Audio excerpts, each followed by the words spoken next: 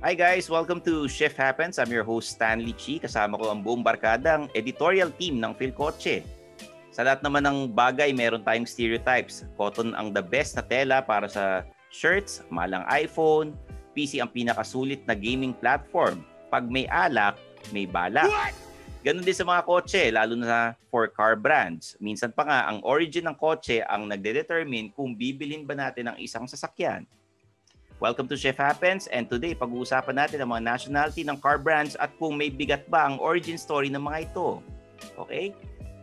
I'm Stanley Chi at kasama ko ang the usual suspects, si Jacob Oliva, Martin Aguilar, and Joseph Estabilio, ang pinakamayaman sa aming apat.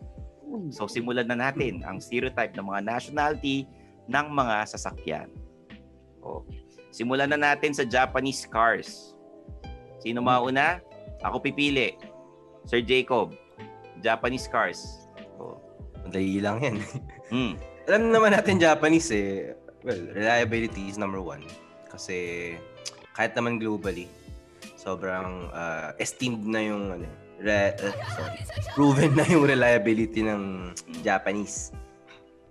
Okay. Sa Consumer Reports nga parang recently number one ng Mazda, I think. Yes, and of course, the Toyota, yung Toyota Lexus combo. Yan. Number one yun lagi. Iba talaga pag Japanese. Tsaka sa lahat naman ata ng mga ginagawa nila tulad ng Voltes 5, Astro Boy, Maria Osawa, mga hentai, sila nangunguna. Talagang sumasaludo tayo sa kanila. Ano? Hentai sabi ko Di ba? Teka, nakakita ka na ba ng Japanese cars na pixelated? Ay nako, marami. Marami. Talagang pagka sa mga Hapon sumasaludo tayo. Tsaka napaka-dedicated nila sa kanilang mga craft. Magbigay nga tayo ng mga iba't ibang Japanese brands pagdating sa sasakyan, Sir Martin. Andiyan ang, syempre, yan, Toyota, Honda, diba? Mitsubishi, Mazda. Ayan, Mazda. Suzuki. Siyempre, Subaru. Yan. Di ba? Subaru. Kayo makakalimutan ng ibang brand. Akala ni Stanley hindi Japanese yung Subaru. Hindi, akala ko kasi Subo ang sabi mo. Subaru. Yung Isuzu, di ba? Nissan. Isuzu. Ayan. Ano pa? Suzuki. Daihatsu. Although subsidiary siya ng Toyota. Yan. So, pagka sinabing Japanese cars, reliable. Saka, masasabi natin, lahat ng parts niya madaling hanapin pag nandito ka sa Pilipinas. Lalo na pag taga-Banawi ka. Kayo ba nakabili na ng side mirror sa Banawi? Yung parang lalabas ka lang, dudungaw ka lang sa bintana, tapos biglang may may mag-aalok ng side mirror. Nakabili na ba kayo sa ganun? Hindi pa. Takaw yung mga yun. Hindi pa. Kadalasan. Actually, totoo. Well, sorry sa mga Banawi boys. Ito na sinasabi. Kasi yung isa kong tito, na wala yung hubcap nung niya, mugs. Ang ginawa niya, pinirmahan niya yung loob. Ngayon, punta siya dun sa Banawi, tapos nakita niya. Sabi niya, magkano to boss? Ganyan. Tapos pinalikod niya. Akin to gumanon. Paano mo patunayan boss? Sabi ni taga-benta. May pirma ko. Tapos pinakita yung lisensya, paparehas. Takbo yung nagbebenta So, di ba? So, weird Hindi naman yung sabi-sabi. Totoo yun. Totoo. Ang kotse na nun, F150 na luma So, di ba? Ay, pogi yun. Yun yung may lightning, story tuloy ako. Ha? Yun yung may lightning, di ba? Yung version na yan. Hindi ko alam, Basta, F-150. Depende sa generation. Dalawang generation yun na nagkaroon ng lightning. Ito, disclaimer hindi tayo nag-record ng alas 8 ng umaga Ano na ngayon namin? Late na. So kung may mga kwentong di ka nais-nais, talagang lumalabas sa mga kasama namin at hindi yung dahil bagong gising lang sila. Pangalawa, Korean cars. Nasa paghahalungkat mo kasi. Ako pa may kasalanan no, taga-tanong lang ako from the land of BTS, Korean cars. Ano ang impression niyo dito? Yan, si Sir Joseph kasi mukhang fan to ng Blackpink At Wonder BTS Girls Army lang ka ako. ba? Yun. Ito ang number one fan ni Sandara Park. Ano ba ang impression nyo sa South Korean cars? Well, parang pumapantay na rin more or less sa Japanese brands and European brands na in terms of prestige, no. Medyo lume-level up na, hindi na tulad nung dati na ang perception ng tao is disposable, lalo na nung mga 90s, mga early to mid 90s. Masasabi ba natin nung unang labas ng Korean cars, hindi ba siya masyadong sineryoso dati? Parang hindi in terms of build quality, in terms of pricing. Siguro nung una, yung novelty siguro na maiba naman na manufacturer bukod sa usual na Japanese, American, European. Pero kinalaunan, syempre nagkaroon ng reliability issues kasi medyo bago pa, hindi pa established yung supply chain. Kaya medyo nagkaroon ng depreciation kumbaga doon sa mga modelo na nabili. And then fortunately, tumigil din yung mga itong mga Korean car makers na to. They stopped and thought about kung ano yung mga proseso nila, ano yung mga kailangan nilang i-improve, and yun na, the rest is history. Magbigay tayo ng mga halimbawa ng mga Korean cars. Syempre, Hyundai, Kia, Daewoo. Ako, buhay pa ba ang Daewoo pagdating sa passenger cars? Parang na lang sila more on heavy industries na eh. Heavy, Sa aircon. Oo nga no. Pa ba? Sangyong. Sangyong. Sangyong. Underrated yun. Isa sa mga pinaka-underrated na cars yan sa Pilipinas. Pag-uusapan natin next time. Yeah. Okay. So, yun na. Yung mga yun yung mga Korean car brands. Wala kayo nakalimutan, ha? Sure. Pero may gusto akong i-add sa Korean cars. Actually, parang parang umuulit lang. I mean, sa ngayon kasi, ang nasa status ng paradigm shift is Chinese cars. Meaning, kung dati parang ang sama ng tingin hanggang ngayon naman yung iba, ang sama ng tingin sa Chinese cars. Regardless of political standpoint iwala yun. Pero yung iba, ang pangit ng tingin sa Chinese cars. Pero I think dating in time na magiging kapareho nung nangyayari sa Korean cars. Dati ang pangit ng Korean cars, pero ngayon pumapantay na. Minsan lumalampas pa sa Japanese quality. Okay. Pag nakita mo yung mga bagong Kia ngayon, mga bagong Hyundai, iba. Ano yung paborito nyong Korean car? Magbigay kayo ng model. Na bago sa Pilipinas. Model ng kotse. Sa Pilipinas. Si Joseph, alam ko ang sasagutin niya si Jinri Park. Yan ang paborito ng Korean. Hindi yung kotse, ha? Walang iyak. Ano ang paborito niyong Korean car? Ako, ang hirap sagutin yan. Actually, Stinger. I'd go with the Stinger. Okay. Kia Stinger kasi sobrang layo na. Parang hindi Korean yun eh. Pag nakita mo siya sa loob lalo. Parang mala-German na yung dating talaga. Iba na.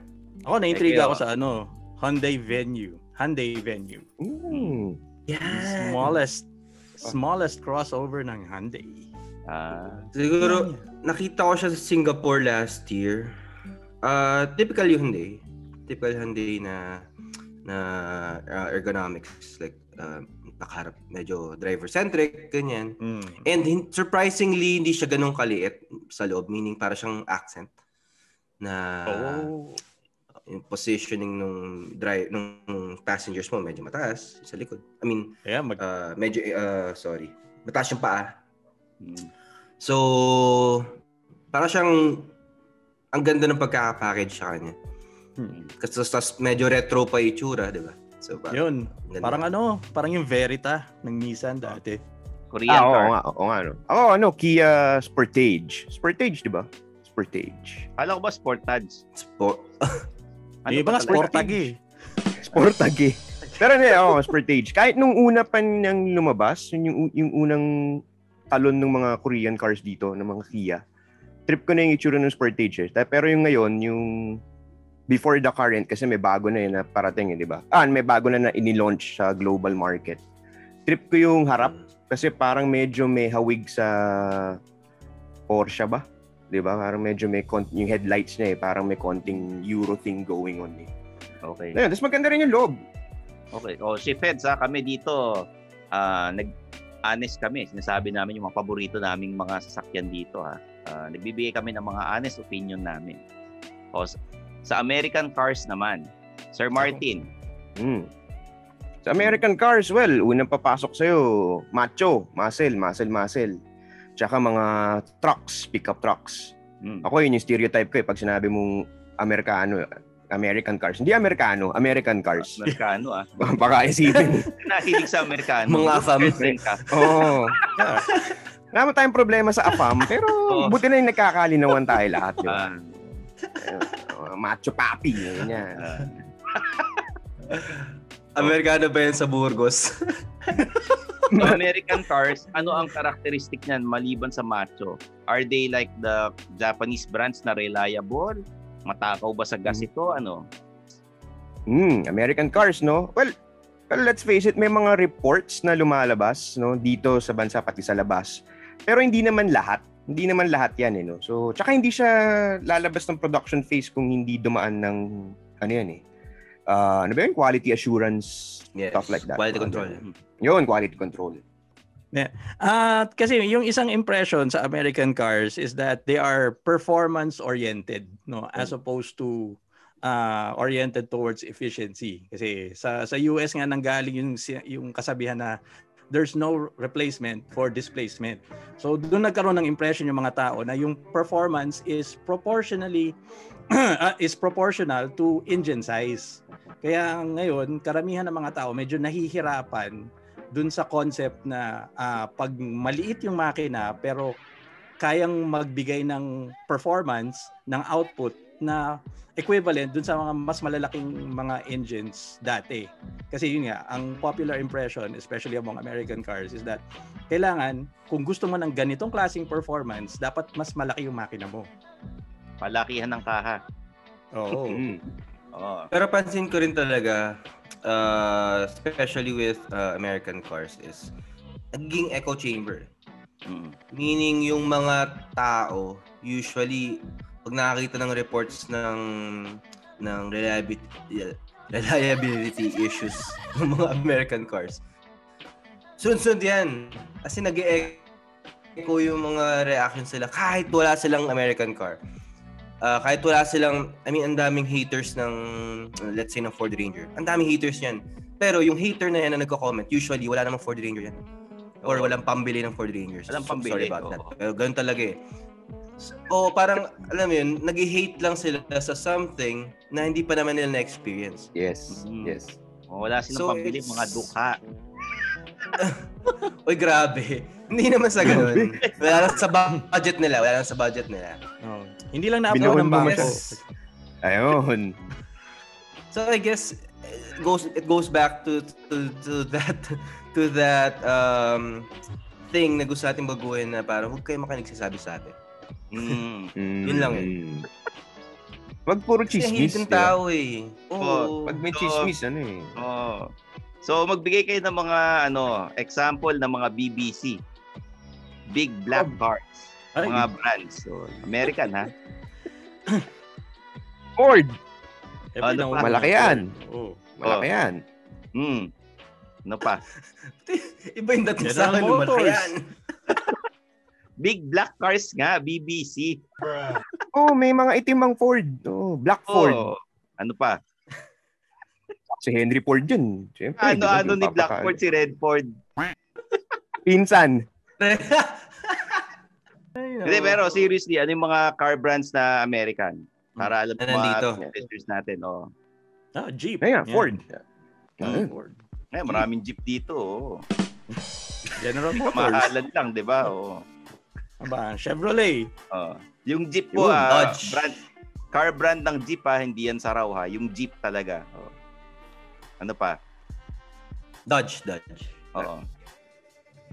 Chevrolet. Nandito kasi na Dodge, dalawa lang. Ano lang, Dodge Challenger lang saka Charger. Okay. Well, tatlo lang naman kotse nila, so wala lang dito yung SUV. Okay. So mula sa sa BBC, pumunta naman tayo sa mga German cars. May lahing aliman. For me, ang ano ko sa German is pinaghalong performance pati luxury. Yun yung dating sa akin ng mga pagsamong German car. Luxury at performance. Oo. Mas maganda, mas nadaig ba ng German cars yung mga Japanese and Americans? Medyo angat ba sila? Aminin natin, oo. Well, yeah. Okay. Buti dyan kami. Design-wise or lahat, overall? Kasi ang German cars kasi is luxury talaga. So kung tatanungin mo ko about quality of the materials or performance, iba. As in, ibang-iba talaga. Ibang level, kumbaga. Okay. Kung nakasakay ka ng mga German cars, layo. Okay. Ay, amoy. Iba yung amoy sa loob. Iba talaga. Iba amoy ng mga German di ba? Oo. Nowitzki, di ba? May chismis dun. Uy, Oo, mahilig tayo sa chismis. Tarayan tayo Pati ako mahihilig tuloy Nowitzki. Hindi, ano pa bang masabi sa German cars? Yung precision. Yan. Precision nila. Yung mga very, very tight ang tolerances usually. Lalo na pag German cars. So, kitang-kita mo yung yung pagiging pulido ng build quality. Okay. Totoo yan. So dahil pinuri na natin yung German cars, talagang matindi sila. Ano yung mga brands na meron dito sa Pilipinas? German cars. Okay, BMW. BMW. Benz. The best Audi. for nothing. Audi. Yeah. Uy. So, yeah. Volkswagen pala, meron dito. Volkswagen. Yan. German car. Pero Volkswagen, as the name suggests, it's the people's car. So, it's more of hindi siya luxury brand. It's more of the mainstream brand na sa Germany. Sa Germany hindi siya luxury car. Para siyang Toyota ng Germany. Kahit naman dito yung Volkswagen dito, hindi naman siya luxury. Okay. May nakalimutan kayo, Mini Cooper. British yun. British ba yun? British ba yun? In terms of ownership, under siya? BMW. Under BMW. Pero yung heritage niya, British. Okay. Pag-usapan na mamaya yan. Okay, wala tayong Ito para sa ating lahat. Yung mga European cars, meron ba dito? Yung mga brands? Marami.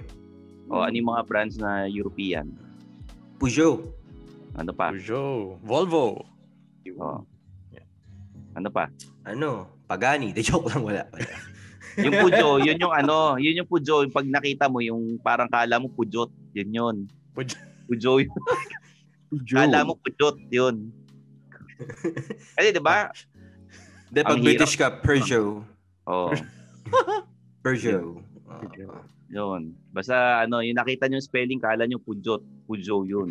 Characteristic ng Peugeot? Hindi ka... Basta yung may leon. Peugeot lang ng Peugeot.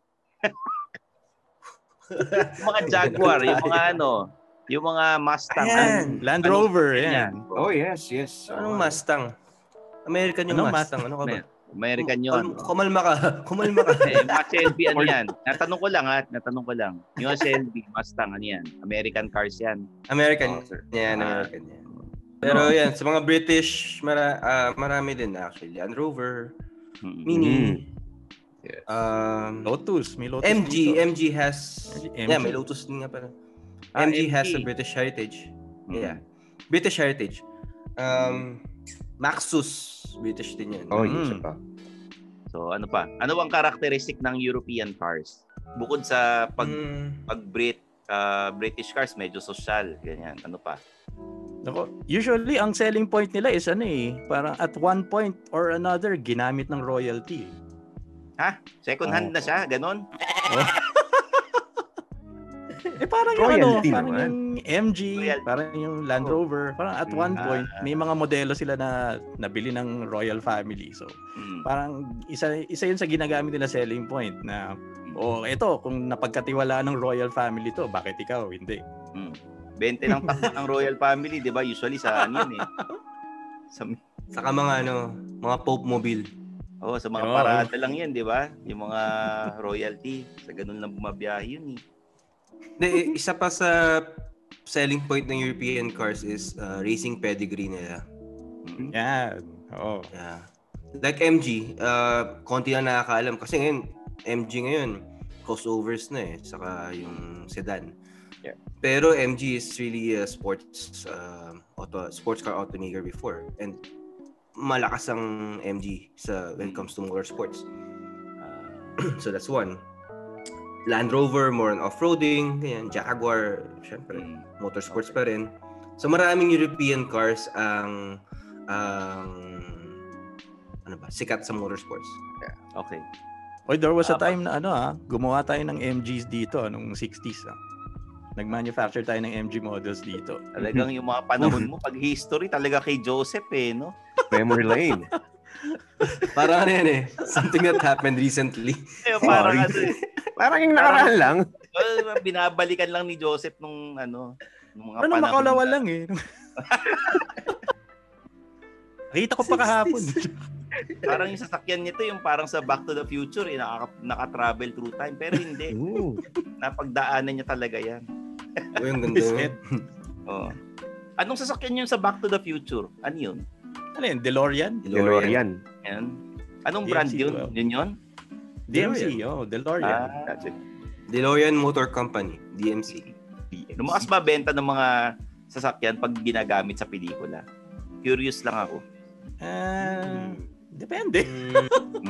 Depende. Nangyari ba yung nasa Fast and Furious, lumakas ba benta nila, di ba? Mga nasa Transformers.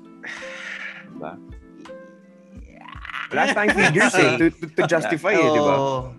Yung toys, lumakas ang benta.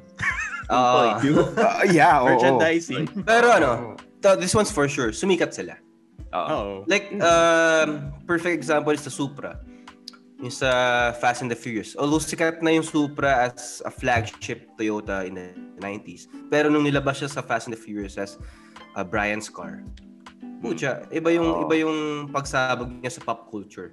And syempre, nag-translate na yun sa sumikat din yung mga tuners, yung mga yan. So, dumagdag sa popularity nila. But when it comes to sales, that's a different story. Kakapanood ko nung the Transporter series. Na-fascinate ako sa Audi. Same tayo dyan. Yung mga Italian job. Pwede rin. Yung sasakyan ni Joseph, yung sa Knight Rider, yung sa salita. Ano naman? Yung Trans Am? Si Kit, diba yung pangalan ng kotse ni Knight Rider sa salita. Yung hindi buo yung manibela. May missile yun, China cars, paborito ng lahat. Okay. Ano ang impression ng mga tao sa China cars? Favorite ng lahat yan, for good or for bad. Maganda pag-usapan yan. Kasi ang layo na ng tinakbo ng Chinese cars. Well, when it comes to brands, you have BAIC, Changan, GAC. GAC hindi GAC kasi I know some reviewers call it GAC. GAC. Okay, blip na lang.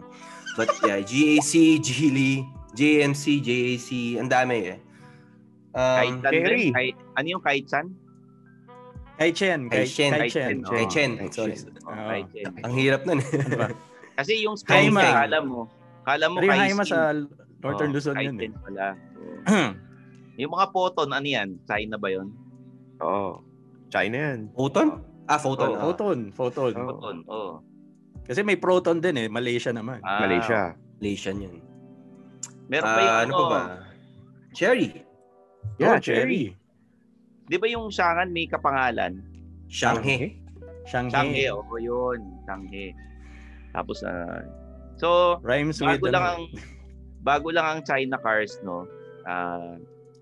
syempre, kung ano yung impression dati sa Korean cars, ganun yung impression sa mga China cars ngayon. But in the future, mas magiging matindi pa to kasi kagaya ng Geely. Ang ganda ng mga Geely ngayon, yung Coolray.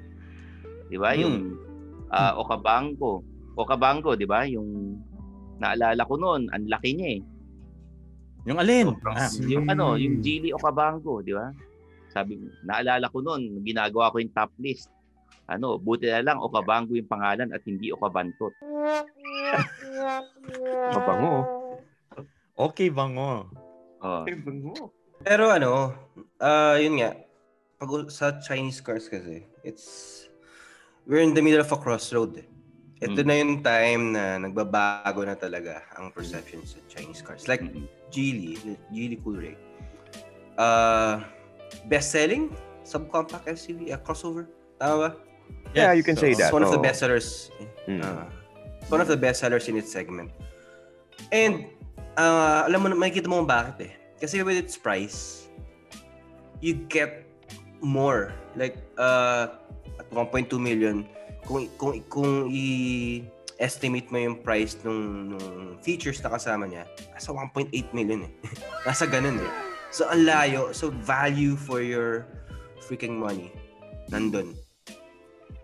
And ang layo na rin kasi nung, if naalala niyo yung iba pang mga Chinese cars before, ito, first-hand experience to I tested a Chinese vehicle around 3 to 4 years ago.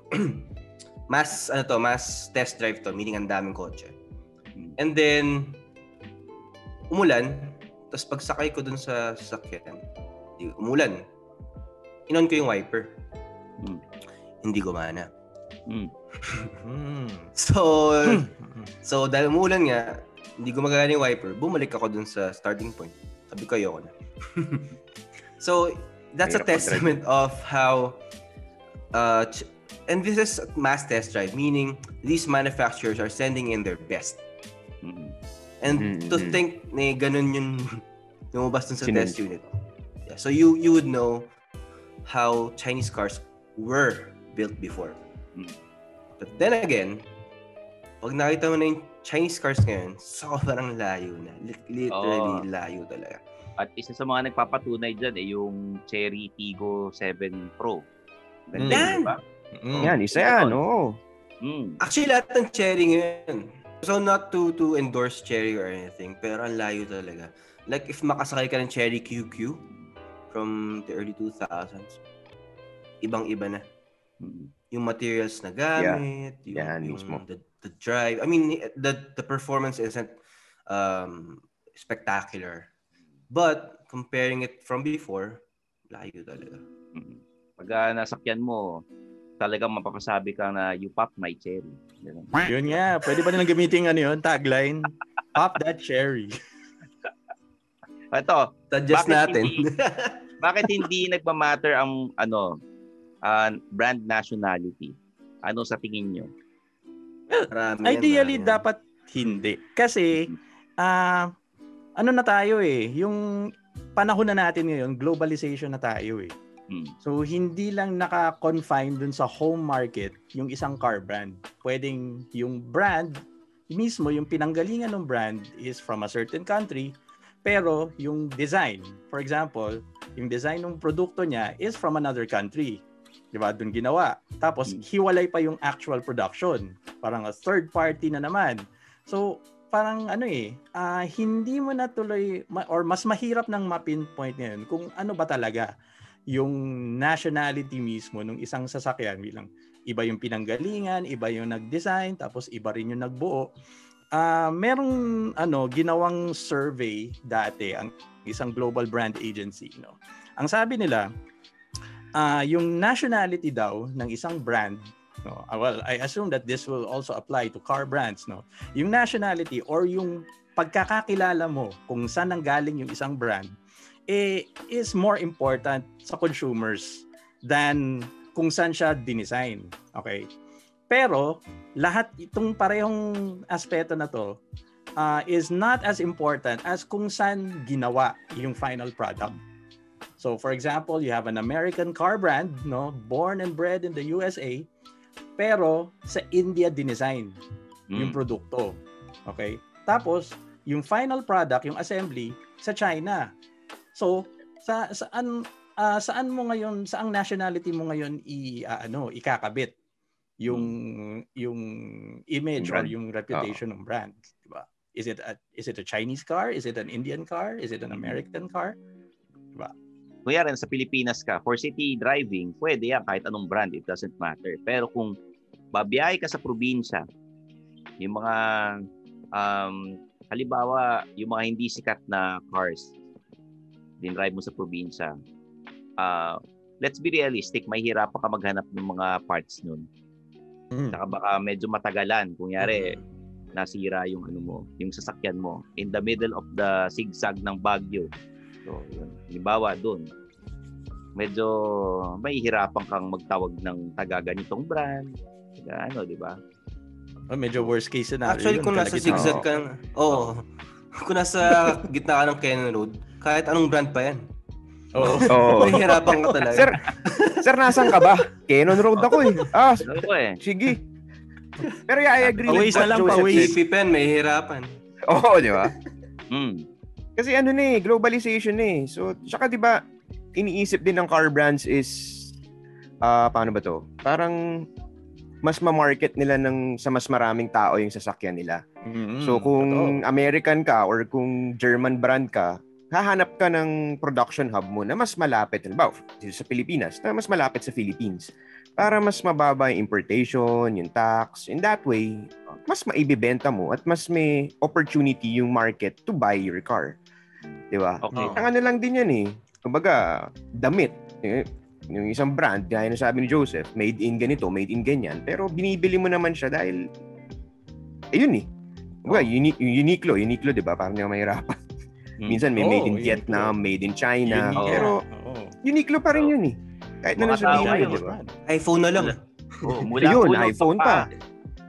Naka-Uniqlo tayo mula ulo hanggang paa. Kaya Uniqlo. May isang ngayon, may isang Japanese brand ngayon. May mainstream, kilala naman siya for making efficient cars, small efficient cars. Ngayon, nagdala sila ng isang modelo from India. Syempre, ang ngayon, ang impression niya... Sabihin mo na yung pangalan. Sabihin mo na yung pangalan. Okay, sige, sasabihin ko na. Okay, Suzuki. It's a Japanese car brand. So, alam naman natin ang impression ng tao sa Suzuki, di ba? Medyo favorable kasi matipid, maliit, space efficient. Tapos, dinala nila dito yung espresso, which is made from India. Okay. So, ngayon, owing to the nationality or yung reputation ng Suzuki, syempre maraming tumangkilik. Pero may lumalabas na reports na yung espresso received a 0 star rating pagdating sa collision safety sa NCAP. This is a model that was designed and built in India, under a Japanese brand. Pero mukhang dahil sa lakas nung image ng reputation ng Suzuki, hindi nagpapapigil yung mga tao na tangkilikin yung modelo. Tsaka meron din naman kasing disclaimer na yung particular model na nakakuha ng 0 star crash safety rating halos walang safety features kasi ito yung base variant sa Indian market. Ngayon yung mga export models na pinadala sa mga ibang markets tulad ng Pilipinas may mga safety features naman. So it doesn't matter yung nationality versus where it's made. Hindi rin nagaan yan. It doesn't follow. Doon lang tayo. Doon lang tayo sa sikat. Toyota, yung mga favorite yung Toyota. Mostly dyan gawa sa Thailand Di ba? Konting research din sa mga haters ng mga car brands. Kasi misplaced na. Okay. Usually wala nang sense. Alam mo yun?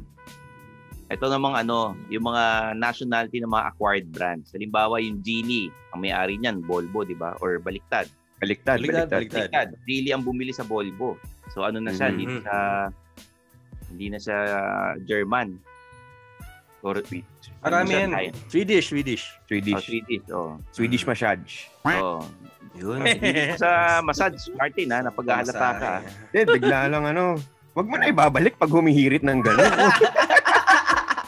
Papahamak pa naman si Mark. Nagpapareserve ka ba? Ha? Papareserve ka pa sa mga spa o walk-in ka lang? Hindi, meron dito sa tapat lang namin Kakabukas lang. Dahil kasi minsan kokol muna bago magpapa-spa. May suki card na yan si Martin. Yan. At ako lang. With a flyer. May stamp.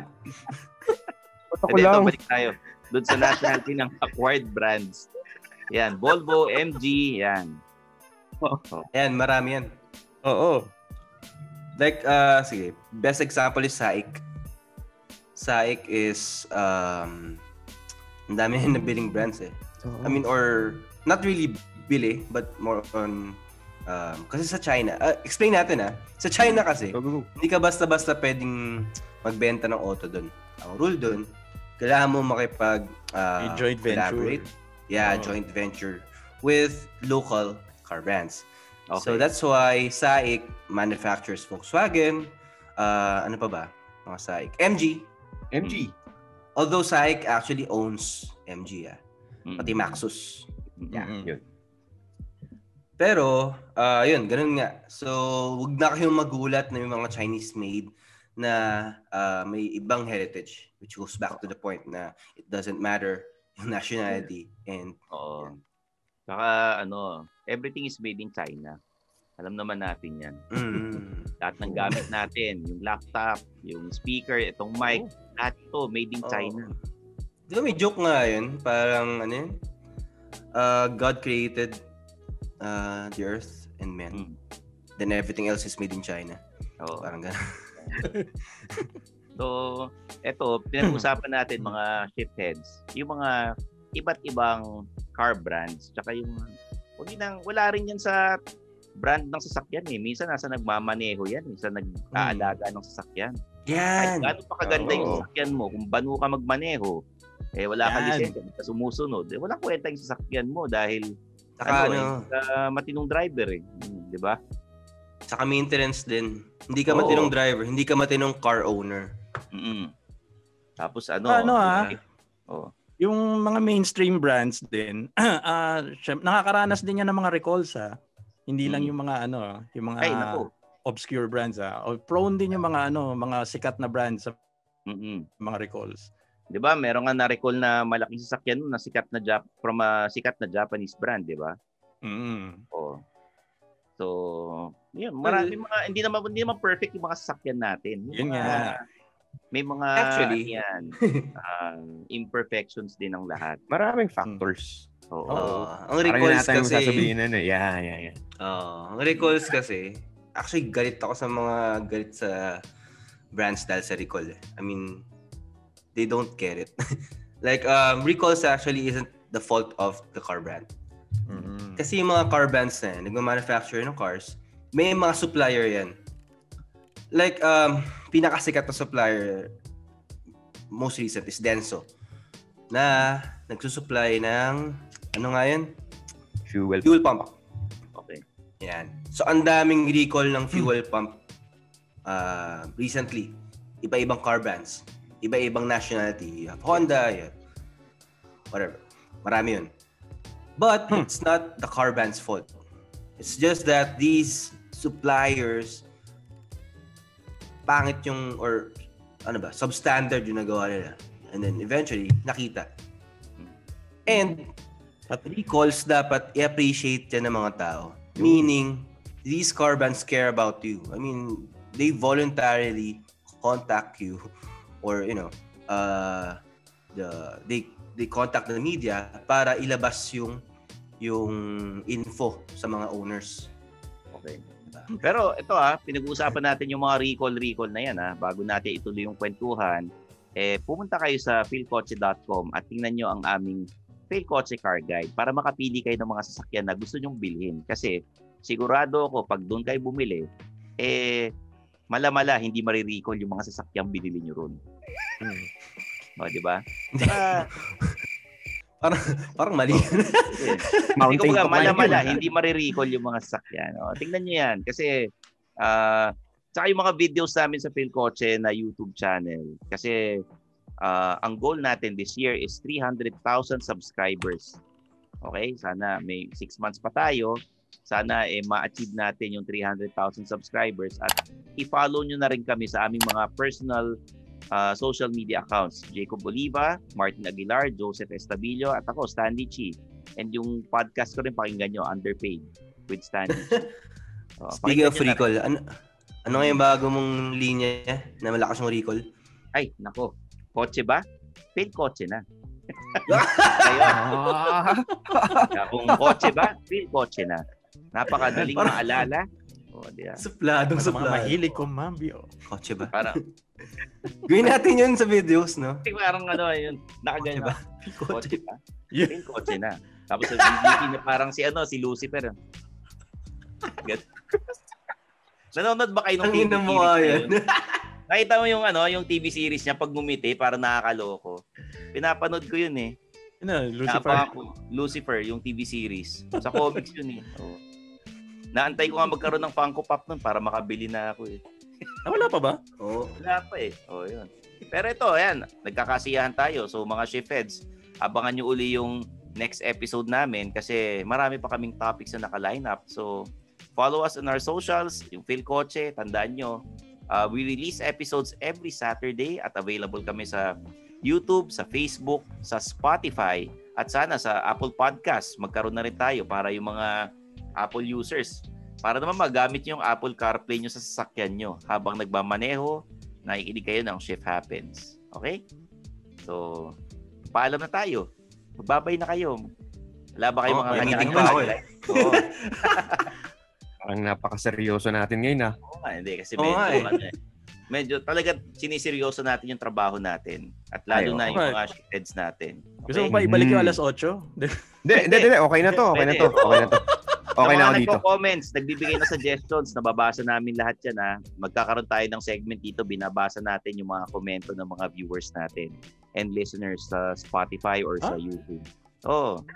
Para makapag-react kayo. Reply ka kasi sa YouTube, yung mga comments dun eh. Nagla-like lang ako. Nagre-reply to eh. Nagla-like lang ako kasi alam mo na, suplado ako eh. Suplado. Like lang ako. Pero nababasa namin yan. So yun, there you have it. Thanks for listening guys. This is Shift Happens. Uy, magsabay-sabay naman tayo. Ako sabay-sabay. Ito na naman tayo. 1, 2, 3. Shift Happens. Shift Happens. Okay. Galing, sabay. Sabay eh. Isa pa? Isa pa. 1, 2, 3. Shift Happens.